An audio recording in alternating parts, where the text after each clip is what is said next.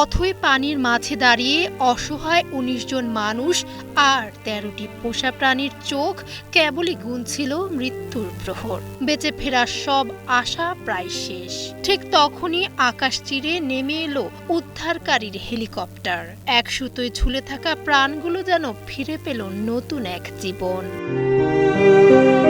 বন্যার পানি আর এর ওপর প্রচন্ড ঠান্ডা বাতাসে রীতিমতো জীবন মৃত্যুর লড়াই করতে থাকা মানুষগুলো হয়তো ভাবতে পারেনি তাদের উদ্ধার করতে এভাবে উদ্ধারকারীর দল আসবেন। শিশুদের কাঁধে আর পোষা প্রাণীদের কোলে নিয়ে চিলির উত্তরাঞ্চলীয় কোকিম্বো অঞ্চলে এভাবে বন্যার কবল থেকে উদ্ধার করা হয় ১৯ জন মানুষ আর ১৩টি পোষা প্রাণীকে। উদ্ধার তৎপরতা মূলত চিলির লিমারি প্রদেশে কেন্দ্রীভূত ছিল।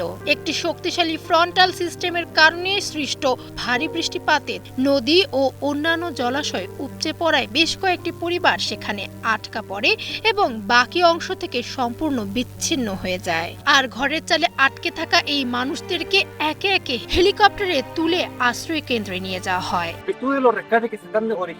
এয়ার পুলিশ প্রিফেকচার ও কোকিম্বোর জিওপির এই যৌথ অভিযানে আজ যে উদ্ধার অভিযানগুলো চালানো হচ্ছে তার মাধ্যমে ওভাল এলাকায় বিচ্ছিন্ন হয়ে পড়া বেশ কিছু মানুষকে ইতিমধ্যে নিরাপদ স্থানে সরিয়ে নেওয়া হয়েছে। আর এই কারণেই এই কমিউনের সমস্ত নাগরিকের প্রতি কারাবিনেরোসের যে দায়বদ্ধতা রয়েছে আমরা আবারও তা পুনর্ব্যক্ত করছি।